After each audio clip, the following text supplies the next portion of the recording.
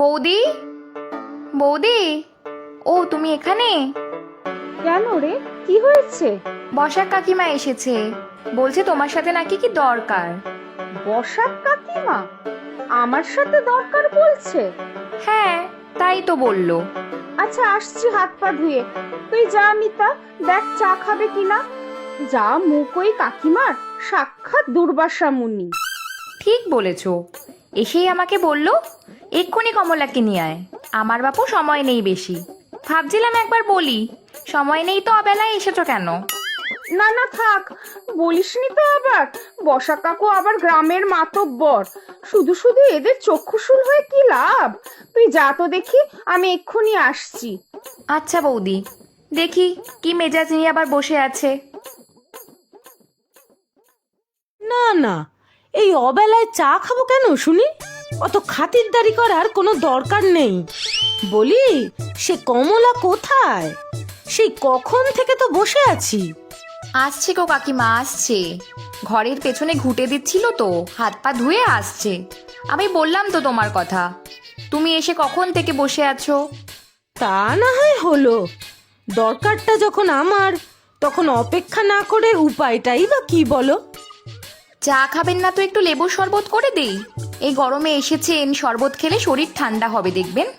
কেন হে বাপু, অত খাতিরদারি কিসের? আমি কি মেয়ে দেখতে এসেছি নাকি? এই যে কাকিমা, ভালো আছেন তো? তা ভালো না থেকে আর উপায় কি? ওই আছি এক প্রকার। বলুন কাকিমা, আমাকে খুঁজছিলেন কেন?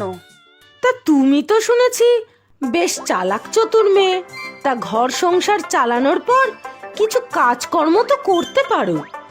সংসারে তো তাহলে দু পয়সা উপার্জন হয়। ও, এই কথা। তা কাকিমা, ঘরকন্যার কাজ সারার পর যতটুকু সময় পাই তাতে ঘুঁটে দেই। ঘুঁটে বিক্রি করে যা পয়সা হয়। হ্যাঁ, বৌদি সময় পেলেই ঘুঁটে দেয়, আর তার জন্য দাদা বলে ঘুঁটে বুড়ি। আহা, এ তো দেখি বড্ড ফাজিল মেয়ে। এই মিতা, তুই যা তো, কাকিমার জন্য দুটো নারকেল নাড়ু নিয়ে আয়, আর কুজোর ঠান্ডা জলও দিস। হ্যাঁ বৌদি, যাচ্ছি। তা নাড়ু খাবেন তো কাকিমা? খাবেন খাবেন, তুই যা, আনতো আগে। আমি কিন্তু অন্য কাজকর্মের কথা বলছিলাম। কি কাজের কথা বলছেন বলুন তো কাকিমা, আমি ঠিক বুঝতে পারছি না। চাকরি বাপু, চাকরি খোঁজ আছে আমার কাছে, করবি তো বল। চাকরি করব আমি? কি বলছেন কাকিমা, আমি তো ঠিক মতো বুঝতেই পারছি না আপনার কথা। এ আবার না বোঝার কি আছে? আজ পঞ্চায়েত অফিসে গিয়েছিলাম, ওখানেই শুনলাম কাজ আছে একটা, তবে মহিলা লাগবে। তোর কথা মনে হলো, অভাবী সংসারের বুদ্ধিমতী মেয়ে, তাই তো সোজা এলাম তোর কাছে। আমি চাকরি কি করে করব? সংসারের এত কাজ, তার উপরে ছেলেটা ছোট, ওকে পড়াশোনা করাতে হয়। তার থেকে আমার এই ননদ মিতাকে দিন না চাকরিটা।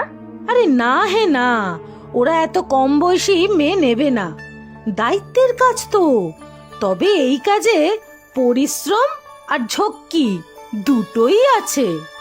পরিশ্রম বা ঝক্কি নিয়ে আমার চিন্তা নেই, সেসবে আমার অভ্যেস আছে। আচ্ছা, কাজটা কিসের বলুন তো, তারপর দেখছি। গ্রামের পাশ দিয়ে যে বড় রাস্তা গিয়েছে, তার পাশে একটা পেট্রোল পাম্প হয়েছে, ওখানেই কাজ। পেট্রোল পাম্পে কাজ? হিসেব রাখার? সে আমি জানি না, তবে সব মেয়েরাই নাকি চালাবে। জানি না বাপু, কিভাবে কি হবে। আমাকে শুধু দায়িত্ব দিয়েছে গ্রামের সৎ আর পরিশ্রমী মহিলা খুঁজতে। তুমি কাল সত্যিই যাবে চাকরির জন্য? গিয়েই দেখি না কি কাজ, যদি হয়ে যায়। তা বলে পেট্রোল পাম্পে কি করবে ওখানে? সব লরিওয়ালা ট্রাকওয়ালাদের ভিড়।